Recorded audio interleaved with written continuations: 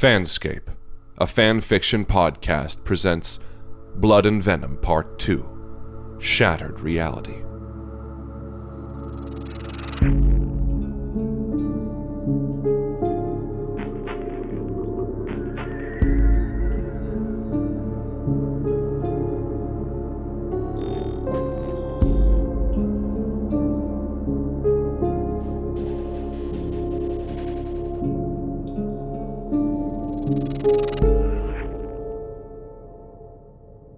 Chapter 12, Beneath the Ashes.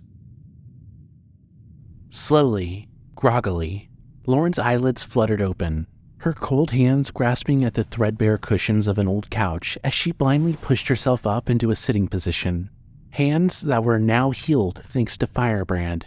She felt no pain, only fatigue as she let her eyes adjust to the darkness surrounding her. The air was cold and carried the scent of ash, and the sound of soft, raspy breathing was coming from somewhere nearby, sending goosebumps up her arms. She forced herself to remember that she wasn't in any danger, that the source of the breathing was protecting her, but she still didn't feel comfortable around the zombified nightmare that was Charlie Matheson, especially when she couldn't tell where he was. Eventually, her eyes adjusted to where she could see a few feet in front of her, and she was able to make out the side of her camcorder sitting on a dusty coffee table in front of the couch. She took it in her hands and turned it on, feeling a momentary sense of security as bright blue light burst forth from the device while it went through its startup sequence. However, that sense of security was quickly replaced with annoyance when the cracked screen switched to show what the camera was seeing, and she noticed the empty, blinking red battery icon in its top left corner. Wonderful, Lauren muttered, knowing that she only had a few minutes of battery life left. She wasn't sure why, but she hit the record button, perhaps with the intent of finishing what she'd started. It was then that she stood up and turned her attention to the second object she'd spotted sitting on the old table, a portable electric lantern. She picked it up by its metal handle and activated it, squinting for a moment as her eyes recovered from the sudden flash of light.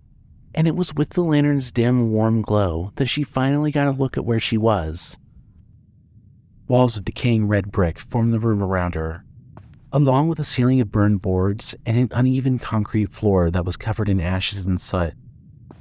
Inactive pendant lights hung from the ceiling, which was held up by red metal support poles, and a variety of furniture was scattered around the small area, consisting of the couch and table, a tattered armchair, a decrepit TV stand holding a television with a shattered screen, a refrigerator, and a few wooden chairs and bar stools. There was also a boiler, a furnace, and a circuit breaker, and if that, combined with the exposed pipes and ventilation ducts, wasn't enough to let her know that she was in the basement, then the rickety, half-burned staircase leading upstairs was. It was obvious to her that she'd been brought back to the burned house where she'd first encountered Charlie. But unlike the rest of the broken home, the basement had been left relatively untouched by the fire. However, decay had rendered it as desolate as the rest of the house over the years, and the ashes and soot from the upper floors had blown down the staircase and fallen through the cracks in the ceiling, which looked as if it could come down on top of her at any moment. She'd completely forgotten the building had even had a basement the first time that she'd been there. But then again, remembering small details from an old newspaper clipping had been the least of her worries. She could just make out the room where she'd first met him if she looked up the staircase, which the ghoulish boy himself was standing guard at. He was sitting on the stairs with his head cradled in his arms, seemingly asleep, but blocking the only way out of the basement. Lauren wasn't eager to risk another outburst by waking him up or trying to sneak past him, so she decided to stay away from him for the time being and search the basement for anything of importance. Unbeknownst to her, Charlie was actually wide awake and keeping guard, just like Firebrand had asked of him. However, he wanted the woman that he'd been charged with protecting to play the game he'd set up for her while they were waiting for their demigod ally to give further instructions. So, he'd given her no choice but to explore the rest of the basement. Using the light of the lantern as her guide, Lauren investigated more of her unofficial holding cell, discovering that two small side rooms branched off from the rest of the area on opposite ends of the basement. To the right of the stairs was a barrier of exposed wall framing with crumbling drywall barely clinging to it, and all the way to the left was another decrepit, nearly identical wall, The only difference between the two was that the wooden door in the right wall was barely clinging to its rusted hinges, while the left wall's door had broken free and fallen onto the floor. There was no rhyme or reason to the room she decided to explore first. She simply headed towards the one on the left at random and stepped through the empty door frame, discovering the area to be a decent-sized bathroom with a filthy tile floor. It contained a sink, a toilet, a broken mirror, a wall-mounted medicine cabinet, and a white bathtub that was overrun with black mold. The bathroom appeared to be holding nothing more, but Lauren wasn't one to leave a stone unturned, and that persistence paid off when she opened the medicine cabinet, and she was met with a barrage of paper spilling out onto the floor. Cursing to herself, she knelt down and began to sift through the mess, becoming far more interested in the papers when she realized what they were. Some were handwritten notes, and some were printed emails, but all of them were letters from Carl Ross. Hey, Kate. It's been a while since we last spoke, hasn't it? Hope you haven't forgotten about me. I know writing a letter is a little old-fashioned, but sometimes I just like to sit down and write something out, you know? So, I can't remember what I was doing at the time, but all this stuff we used to do when we were kids came rushing back to me all of a sudden the other day. Remember when I'd sneak out at night so we could both go out on our adventures? Ghost hunting, we call it. We'd shine the flashlight through the trees and jump at every little insignificant noise. Man, our imaginations were always working in overdrive. I wish I could rewind back to then. Seems like everything after that time just hasn't been as good. For both of us. How long has it been now? It's been at least a couple of years, hasn't it? It sucks being so far away from you and Lauren. The two of you were the only real friends I had growing up. I wish you both could have come with me. I like Oakside, but sometimes I wish we hadn't moved here. There just isn't very much to do in this place. Well, there is this one thing, but I'm not sure if... Sorry, ignore all that. I had started rambling too much. Anyway, please, let me hear from you soon. I know things have been less than normal for you lately, so I wanted to check in. CR. To Kate Milens at bserve.adv.com from CR119 at securepost.net. Sent Monday, June 12, 2006, 4:25:11 p.m. Subject, RE. Fun times ahead. Attachments. Kate, this is pretty exciting, isn't it? This whole mystery, the missing boy, the sightings, the arson. I'm glad I get to share this adventure with you. I can't help but feel saddened for Mr. Matheson, though. He lost so much. I wish you would have just let me in to help him. The way you're helping me. Maybe I could have saved him. Since I couldn't help him in life, maybe I can help him now. I promise to find out what happened to his son. Perhaps that'll put his soul at peace. Thanks again, Kate. I look forward to our adventures. CR. Carl was the only person I knew who preferred emails and letters over text messages or phone calls. Lauren chuckled. As far as she could tell, those two messages were the oldest in the pile, and it seemed that Kate had been helping Carl with his investigation into the Mathesons to some degree after he'd gotten back in touch with her. Despite all that had happened, there was still a small part of her that felt hurt that Carl had only contacted Kate and hadn't bothered to get in touch with her, but she couldn't blame him. Lauren had practically alienated herself from him at that point, and ghost hunting and scary movies had always been their thing anyway. Even so, it didn't sit well with her, mainly because it was one more thing that she blamed herself for. With a sigh, she went back to looking through the papers, and it wasn't long before things got more interesting. Thursday, November 23rd, 2006, 8:43:33 a.m. Subject, RE. Good to hear from. Thanks for calling last night. It probably sounds dumb, but it was good to hear your voice again. Good to hear that Lauren's been doing really well, too. But, yeah. About what all we said. I'm not sure what to think of it yet. What are the odds of two people having the exact same hallucination? Could it really just be a coincidence? I have to go to my doctor today for some routine stuff, so I'll try and casually bring this up and see what he says about it. I'll let you know how it goes. CR. Hey, Kate. Both my computer and phone have been acting weird lately, so I figured I'd do it the old-fashioned way again. I met with my doctor to talk things through, and I agree with a lot of what he said. There's an explanation for this stuff. His shared traumatic event theory sounds the most logical to me. Do you remember that night out in the woods when we were kids? When we got lost until the sun came up? I'd almost completely blacked that out, but now it's kind of coming back to me. I can't think of anything else that would have screwed with us like this. I wish I remembered that night better so we could know for sure, but like I said before, it's still really foggy. What I don't understand is why it's suddenly becoming a problem after so many years of nothing. Anyway, I think the best course of action right now is just to ignore it whenever you think you might be seeing things again. I'll try to do the same. That'll probably do the trick. CR. P.S. I'd still think you should tell your mom about this stuff. I know you don't want her to worry, but she might be able to help. Tuesday, February 27th, 2007, 9:27:43 a.m. Subject, RE, checking in. Yeah, it hasn't been working for me either. It's one thing to ignore something when you know it's just a hallucination. It's something else entirely to ignore all the noises I hear outside of my window at night because I can't see whatever is making them.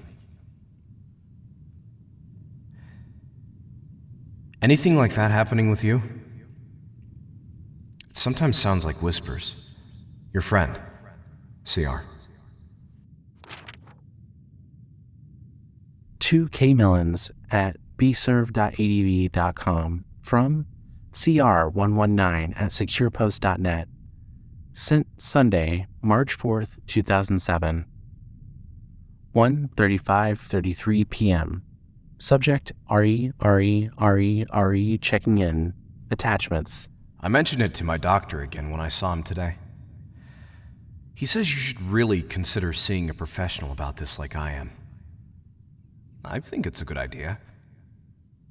He also said that confronting this traumatic event in some way could be very beneficial too. Don't worry, I didn't tell him any specifics about what happened. I do think we should go back out in those woods behind your mom's house sometime soon, though. I think being out there and seeing nothing will help get rid of these stupid problems we've both been having. What do you think? I'm willing to make the drive back to Crystal Falls. Sounds kind of fun visiting the old haunts again. CR. To Milens at bserve.adv.com from CR119@securepost.net.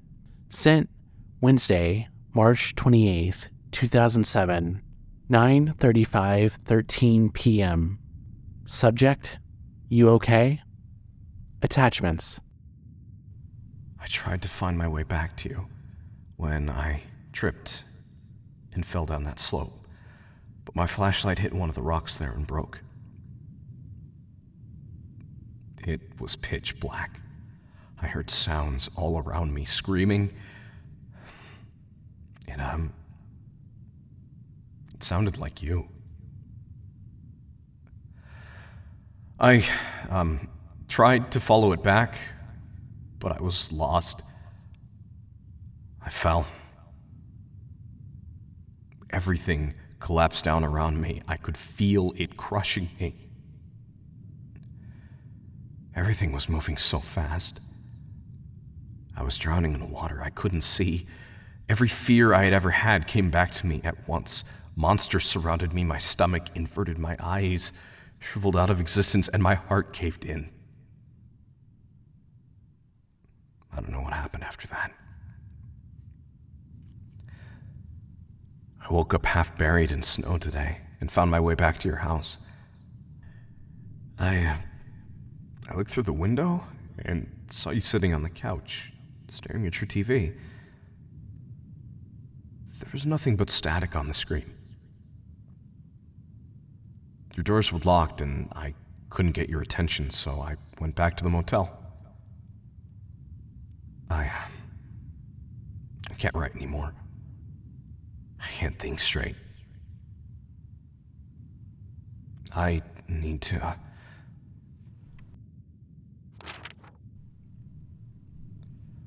I am okay, Kate. The woods are beautiful. Please, come see. I'm going to find you so you can see. It is so beautiful, Kate. To K. Milens at bserve.adv.com from CR119 at securepost.net. Sent Friday, March 30th, 2007, 5:52:20 a.m. Subject: RE. You okay? Attachments. I've tried to call you dozens of times. Where are you? Please call me back and let me know you're okay. If I don't hear back in an hour, I'm coming over there. Looking at those messages, Lauren wasn't quite sure what she was reading. She'd been under the impression that the haunting of Kate and Carl had only begun after the nightmarish expedition of the Matheson farm. But according to Carl's writings, there had been symptoms of what was coming for some time prior to that. The events and hallucinations that he and Kate had experienced were undoubtedly related to the suited man and his fixation on the two of them. But due to their lack of knowledge about the faceless demon at the time, it seemed that they had thought it was something else entirely.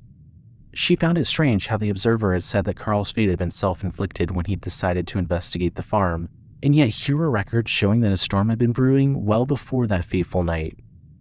However, when she thought about all that Firebrand had said about timelines and dimensions, she was finally able to make sense of it. She knew now that her foes were capable of reality manipulation and future sight, so they would have been well aware of Carl's upcoming actions. They'd effectively been punishing him for trespassing before he'd ever actually done it, while also going after Kate for good measure. Lauren wasn't sure what the full extent of the torment that her friends had gone through all those years ago entailed, but it must have been relatively tame compared to their future experiences with the demon. As far as she knew, Kate and Carl's first true encounters with the suited man had come sometime after the dates listed in those emails, so she doubted that he'd revealed himself to them at all back then, electing to terrorize them from the shadows instead. Or maybe he wiped their memories somehow. She wondered, still pondering all that she'd read. Judging from the last 3 messages, Kate and Carl had both experienced a temporary lapse in sanity after whatever had happened on the night that they decided to confront the presumed source of their ailments. While Kate apparently hadn't done much more than stare blankly at a dead channel on her TV, it seemed that Carl had been affected far more severely, experiencing a full-on mental breakdown and writing strange things to himself in his motel room. Lauren doubted that his handwritten note about how beautiful the woods were had ever been sent to anyone, considering it had clearly been crumpled up into a ball at some point. Most likely by Carl himself after he'd come back to his senses.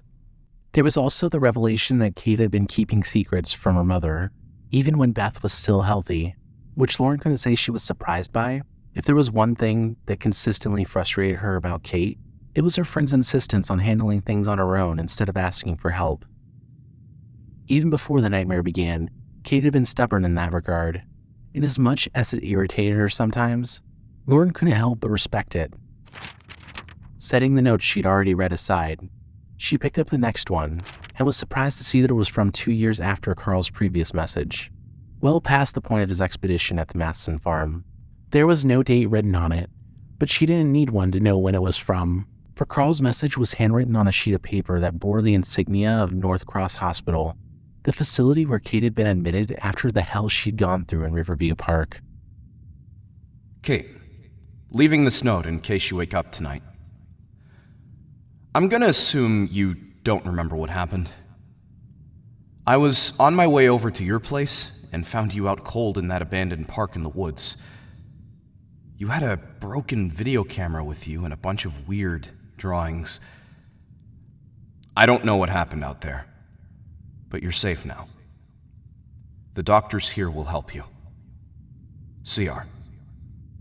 Lauren's memories of that day were foggy, but the terror she'd felt when she'd gotten that call from Carl was still fresh in her mind. She remembered taking a plane to Crystal Falls, where Carl had met her at the airport and taken her to the hospital, and it was there that she had gotten her first look at Kate, half dead with tubes and needles sticking out of her arms. Beth had been there as well, confined to a wheelchair, but at her daughter's side nonetheless. In time, Kate would wake up from her coma, but her life had never been the same after that. Lauren remembered working with Carl to take care of Beth while Kate was in the hospital, as well as helping their friend through her trauma as best as they could. Now that she thought about it, that had been the last time that she and Carl had really interacted with one another. And even then, there had been an air of secrecy between Lauren and her friends. It was only now that she understood why. The suited man was ruining both of their lives, and they hadn't wanted her or anyone else to suffer the same fate. Of course, it had always been inevitable that she would one day become involved, but none of them had known it until it was far too late.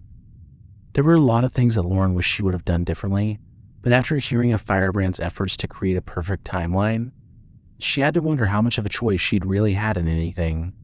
Had she ever been in control of her own actions? Had anyone been?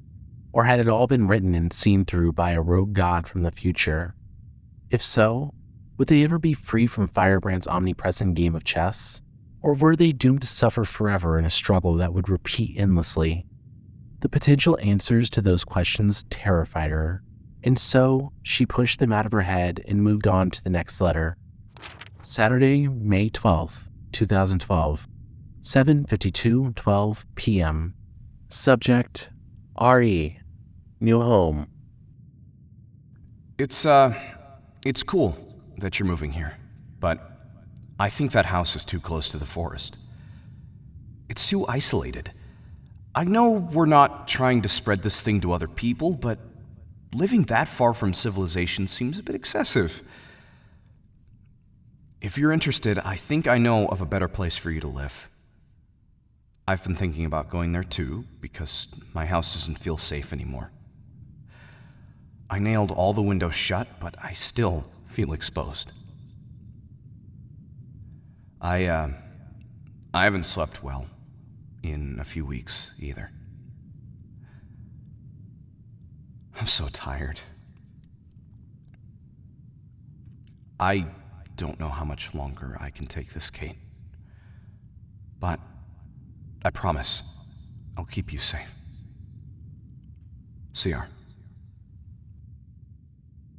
Carl must have been in a really bad place if he actually nailed his windows shut. And to think, that was 5 years before he finally lost it. Lauren thought. As grim as Carl's fate had ended up being, she had to commend him for keeping the fight going for so long. She wasn't sure how much time had passed since she'd been taken to the crawlspace, but she'd reached the radio station on the night of September 14th, only a few days before the 10-year anniversary of the Matheson farm expedition. Lauren wasn't sure if she would have been able to hold out for as long as he had, and Kate had proven even more resilient than Carl, having only fallen to darkness as a result of direct intervention from the suited man. Her friends had been survivors. There was no doubt about that. But nobody's luck lasts forever. I guess he ended up being right about that house being too isolated. She muttered, remembering the reason that Kate had asked for her help in selling it. The more she thought about Kate's move to Oakside, the more she wondered if her ancestry had anything to do with it. It was poetic how Kate had returned to the place where it had all began for her family. And as Lauren read over the next couple of letters, it was clear to her that they were from well after Kate had made herself at home in the secluded little town. Outside. We need to die before it catches us. I'm sorry for any part of this that is my fault. Everything is leaking out of the back of my head. Hands have teeth. Please tell no one I loved them.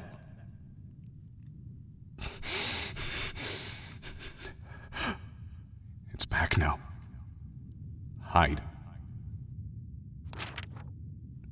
The house had to go.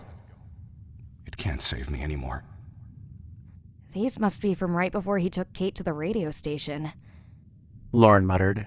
There was no telling how abrupt Carl's change of demeanor had been when he decided that escape was no longer a possibility. That death was their only option. But she imagined that those emotions must have been brewing within him for some time before he decided to act on them. She also had a feeling that those 2 notes had never been sent to anyone, remaining as nothing more than manic ramblings of an unhinged man, just like his paragraph about the beauty of the woods. However, she wasn't sure what to make of his statement about the house, for she wasn't aware of any other household disasters other than the burning of Charles Matheson's home. Did Carl do something to his own house? She wondered. As she picked up the 14th and final letter, she noticed that the time and date were from the day she began driving to Oakside, several hours after she'd left Providence. The dating format was also different, most likely due to Kate now living in Canada instead of the United States, but that detail came nowhere near being a concern. Monday, September 11th, 2017, 6:27:43 p.m. Subject: time to go. Meet me by the street in an hour. I attached a list of things to bring with you. Leave everything else behind. I'll explain everything as soon as I see you. I know of a way to fix all of this. Tell Lauren to stay away from Oakside. CR. The emails explained the checklists on the whiteboard that Lauren had found in Kate's house, but she wasn't sure which street Carl had been referring to, especially since she'd found his car parked halfway down Kate's driveway. Her best guess was that he'd simply gotten impatient and decided to make his way to the house instead of waiting around. It didn't explain why he'd decided to abandon his car so far away and make such a long journey on foot, but he hadn't exactly been mentally stable in the days leading up to his death. So what made sense to him during that time probably wouldn't have made sense to anyone else. It wasn't a mystery as to why Kate hadn't been able to warn Lauren about the impending danger either, for she had long suspected the suited man of causing the service outages that had plagued her throughout her entire journey. There was something else too, and that was the fact that, as far as she knew, Firebrand had never helped Carl like he'd helped her, Kate, and even Charlie. She told herself that everything Firebrand had done had been carefully planned and executed to achieve the best possible outcome, and yet for some reason, he'd left Carl out of it. As grateful as she was for his help, she couldn't deny that she was angry with him for allowing her friend to die. On that note, she stuffed the pile of letters into one of her jacket's pockets and walked back out into the basement's makeshift living room, pondering all that she learned as she made her way over to the other side room. After pushing the creaky door out of her way, she held her lantern out in front of her and discovered that it was a small laundry room complete with coat hangers, laundry baskets, a small bench, a sink, and a washer and dryer, all of which had seen better days. It didn't take long for her to find what had been hidden inside of the dryer, consisting of a scorched notebook, a paper scrap that had been thoroughly burned, and an old yellowed sheet of paper. Great! Another history lesson. Lauren muttered as she picked up the burned scrap. But her annoyance quickly faded when she realized that she was looking at the writings of Charles Matheson. What's wrong with this place? Why did this happen to us? No answers anywhere I look. Am I crazy? These things I see at night, I don't know what to think. Ever since Charlie disappeared and Diane left, I must have hit a breaking point. I still keep looking. I still hear him sometimes, and that cute little laugh. But he's been gone 9 years. Why does every day have to hurt so much? Charles. It seemed that Charles had been consumed by guilt after Charlie's abduction, and his divorce from Diane had undoubtedly made matters worse. Lauren felt bad for him, but there was nothing she could do for the poor man. Charles had been dead for over a decade, and she'd run out of patience sometime before finding herself trapped in a ruined basement. So she dropped the burned note and reached for the charred notebook, intending on going through this new information as quickly as possible. She immediately noticed that an old photograph was being used as a bookmark in it. A photograph that showed Charles, Diane, and Charlie together in a grassy field, with Charlie standing between his parents, who were both down on their knees. All three of them had bright smiles on their faces, and their arms were wrapped around each other. The picture instilled a sense of sorrow in Lauren as she read over the pages that it had been marking for her, the only 2 pages in the book that were still legible. This guy keeps stopping by my house and asking about my son. I keep telling him to go away. He's getting more and more insistent. I still see him. I keep looking for him. It can't be him, though. I know it can't. But it's so real. Everywhere I go, I hear his voice. But it sounds like he's suffering. Like it's not the son I knew. I can't escape this torment, this man, this thing. He taunts me. He eats at my mind. Am I doing this to myself? Was it my fault Charlie disappeared? Is this my trial or my punishment? I need to end it. I need to cleanse this place. No more suffering. No one deserves this. It all ends here. It all needs to go. She wasn't surprised to learn that Charles had been haunted by the suited man as well, for it was the entire Matheson bloodline that the demon had been punishing, not just Charlie. With that in mind, Lauren couldn't help but wonder what would become of Diane, for she was the only surviving member of the family as far as she knew, perhaps because of the fact that she'd married into it. The little anger that she still had the energy to muster smoldered within her, as she set the notebook back down and stuck the picture in her pocket, intending to give it to Charlie as a peace offering. It was then that she read over the third and final message from Charles Matheson, a depressing farewell letter to anyone who still cared enough to read it. I see people everywhere who remind me of the man I could have become. They understand the rules so well. It's like the rules of the great game of life were never taught to me. Everything I ever worked towards is gone. Everything I loved has been taken away from me. I'm an empty shell of a man, living in this world of constant noise.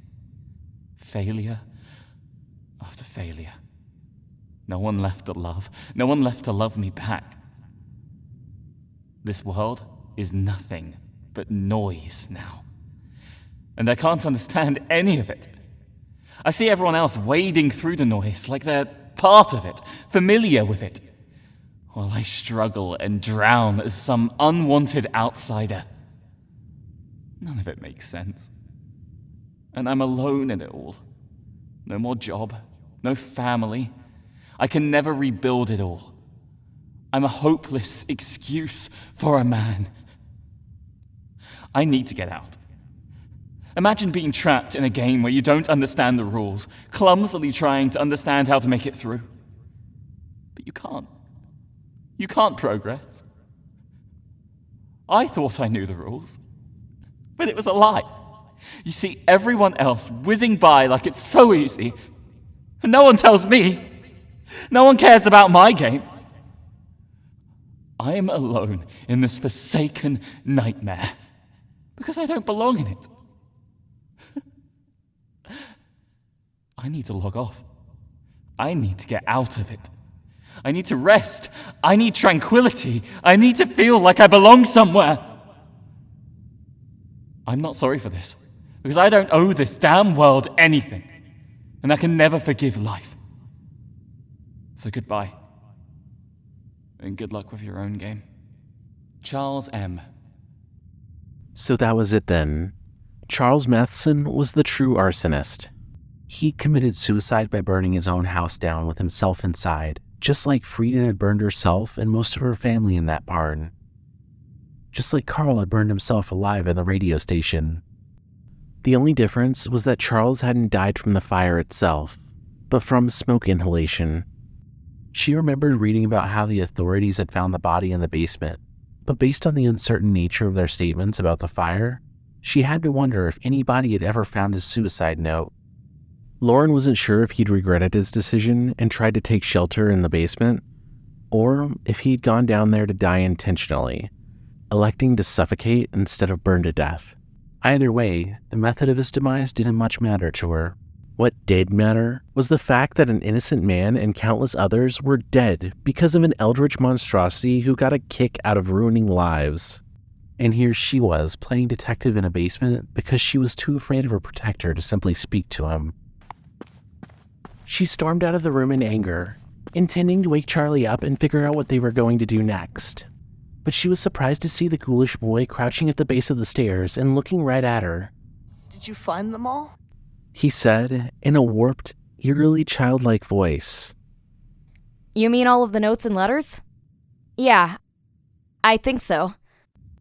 Lauren answered after a moment of hesitation, earning a surprisingly innocent-sounding laugh from Charlie. She had no idea how he could still speak at all, let alone fluently, but she wasn't about to question him about it. That's good. I hope you had fun playing my game. I hid them for you to find, so you wouldn't get bored while we wait for Firebrand. Oh, well, thanks, Charlie. I had a good time finding them all. That, of course, was a lie, but the boy had clearly made an attempt to cheer her up, and she didn't want him to think that she didn't appreciate it. Where did you find all of Carl's letters anyway? Firebrand gave them to me. He told me to study them, so I'd understand the mission better. Yeah, that sounds like something he'd do. What about those other notes in the book? She asked, quickly becoming more comfortable around the zombified child as she spoke with him. You mean the ones from my dad? I've been holding on to these for a long time. Speaking of that, Lauren said, taking the family picture out of her pocket and holding it out to him. I figured you would want this back. Charlie simply nodded his head and reached forward with a decayed hand, gently taking it from her. Thanks. No, Charlie. Thank you. Thank you for watching over me and for having my back this entire time. After everything that monster did to you, you're still trying to help people. I would have died in that radio station if it wasn't for you. I didn't want Mr. Slim to hurt you too. Me, you, our friends, and our families, we're all victims. Nobody's safe from him. We're going to stop him, Charlie. I promise. Firebrand has a plan. I know. I owe a lot to Firebrand. Charlie muttered, opening a clenched fist to reveal the shards of a once smooth stone. Shards that bore segments of the Rune of Severance. Is that how you got us back here so fast? Lauren asked him, which he responded to by pointing at the wall behind her. Letting the rock fragments fall from his hand, she turned to the wall and held up her lantern, revealing another destroyed rune that had been painted on the bricks. Firebrand created the doorway before you got to Oakside. That's why it was so dark in here the first time you came to the house. I destroyed both of the symbols after bringing you back here so they couldn't use them against us. Hey, speaking of that, the first time I was here, you asked me to kill you and then attacked me when I wouldn't do it. Lauren said, turning back around to face him. I know. I'm really... No, don't apologize. You have nothing to be sorry for, Charlie. I understand why you did it. I just wanted you to know that I'm not mad about it. Nothing to be sorry for. How about letting Kate beat you half to death in those mines? What about how I let you go through so much and didn't do anything to help until the last possible minute? The demon would have stopped you from doing anything and the plan would have been ruined if you tried to help before the time was right. We both know that. Lauren said, while it was true that she'd once pondered that exact subject, wondering why Charlie had waited until the radio station to step in and do something, she now understood how crucial it had been for him to follow Firebrand's orders to the letter. She also understood how much guilt and pain the boy carried, and she didn't want to add to either of those things. What about what I did to your friend on that farm? That wasn't part of Firebrand's plan. You were under that thing's control. That wasn't you. No, but... He said, stopping mid-sentence and looking down at the ground in shame. I have remorse, and not just from that night. He sat there in silence for a few moments, and it was then that Lauren realized the guilt he carried didn't all stem from his attempt to kill Carl. How many people did that monster make you hurt? Too many to count. Those poor people. I never wanted to hurt anyone, but Mr. Slim likes making his slaves do all his dirty work for him. After we were done with them, there's a reason the plants in that field grow so tall. Lauren shuddered as she processed Charlie's words, trying not to think about how many bones must have been swallowed up by the tangled mass of weeds. There would have been more, but the stories about that place kept most people away. When Mr. Slim brought me there to be his guard dog, people noticed. They never knew who or what I was, but they knew something was different about the farm. That something dark was living there now, even if nobody could prove it. They thought that I was Mr. Slim, or whatever they were blaming Oakside's problems on at the time. I don't think anybody other than his victims really knew what he was, but everyone in this town has their own explanation for what happened here. Your friend Carl was the only one brave enough to come to the farm, out of his own free will. Maybe that's why he was able to escape. Charlie and Lauren were both silent for a few moments, letting it all sink in. None of that is your fault, Charlie. You didn't deserve any of this. Nobody does. You aren't to blame for what he made you do. He took everything from me. My family, my life, my mind, my body. I didn't start out like this, you know? When I was taken, it barely changed me. I was just me, but not myself, if that makes sense. It took years for me to become this monster. You aren't a monster. Maybe not, but I do look like one. Even you can't deny that. How did it happen? Lauren asked, deciding not to comment on that last part. Sigma radiation. That's what Firebrand calls it. It's the stuff that hangs around Mr. Slim like a bad odor, even though it doesn't smell like anything. Anyone who spends as much time around him as I have eventually becomes like me. Or worse. Because of exposure to this, supernatural radiation? Yes, it's the same reason why your tech freaks whenever you go close to him. And why you feel so awful in his presence. Imagine what consistent exposure does to you after enough time. Charlie responded. Lauren didn't have to imagine anything, for Charlie was a living example of what he was talking about. Firebrand said that he could reverse what's been done to me, but I'm not sure if that's possible. You can trust him.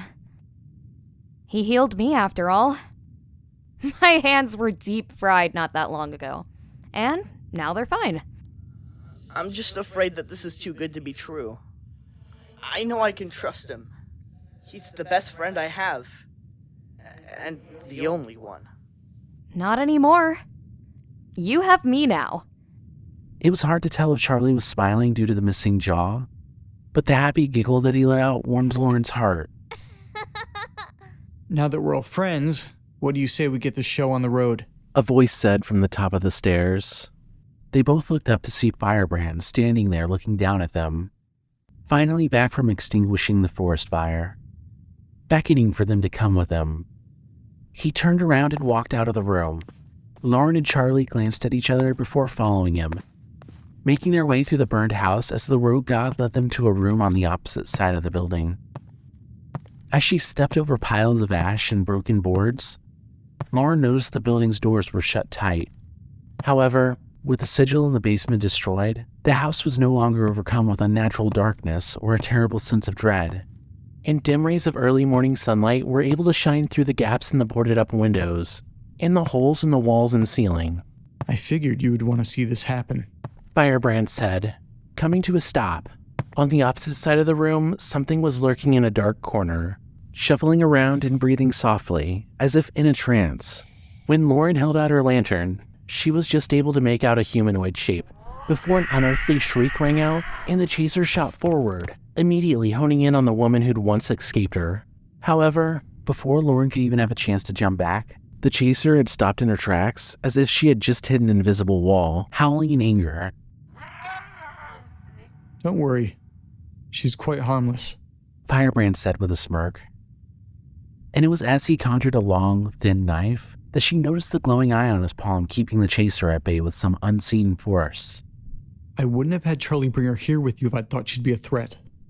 What are you doing with that? You said you were going to help her! Lauren stammered, her blood running cold as she stared at the knife. I am going to help her, he responded, holding it up so she could get a better look at the weapon. With the help of her lantern, she could see an all too familiar symbol carved into the blade. Severance.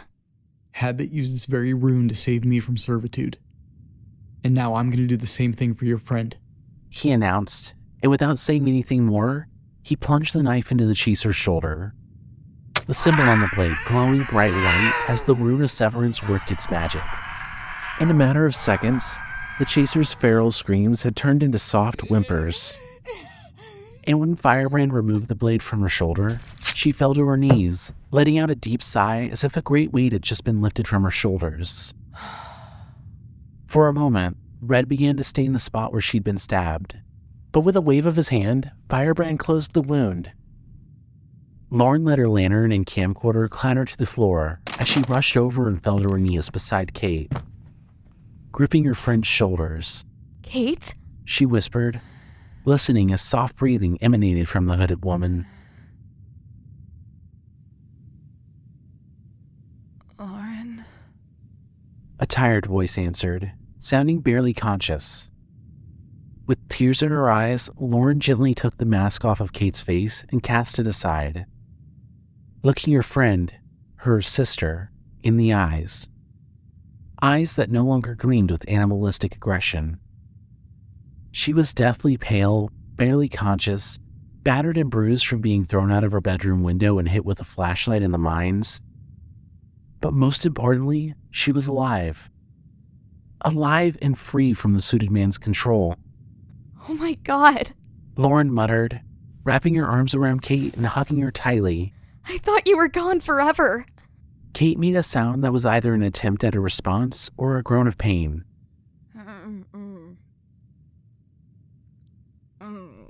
And Lauren couldn't stop herself from letting out a laugh of relief. Kate managed to raise her head and look at her friend in confusion, then at Firebrand, who was watching them with a warm smile. I told you a long time ago that I'd do everything in my power to get you out of this mess. And I think it's about time I kept that promise.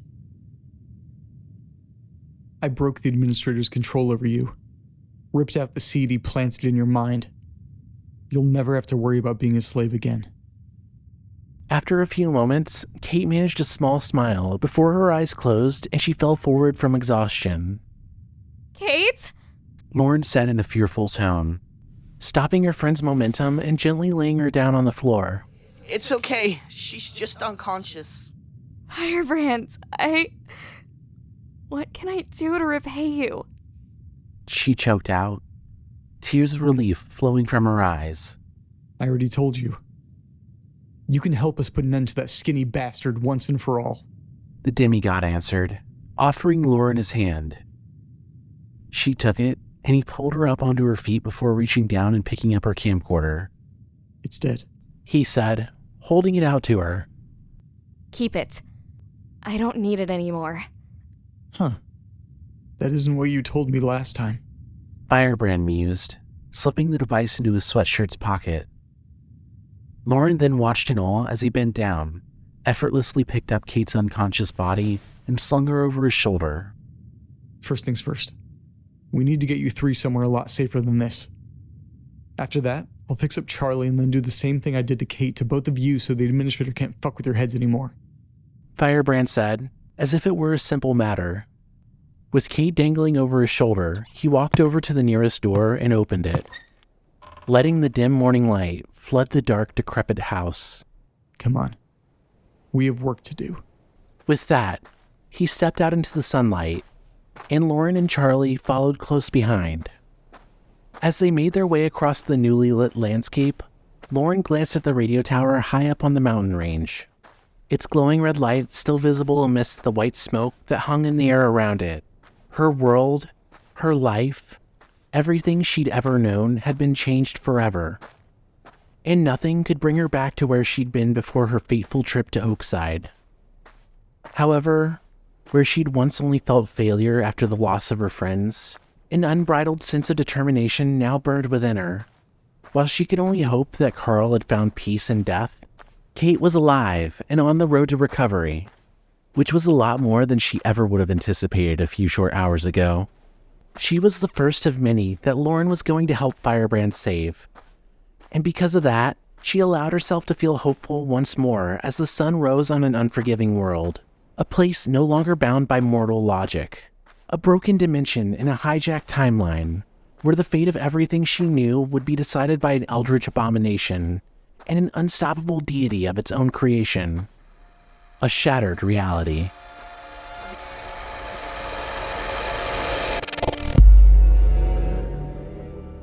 Thank you for listening to Blood and Venom, written by Arthur Faraday, under the username WoodMr13.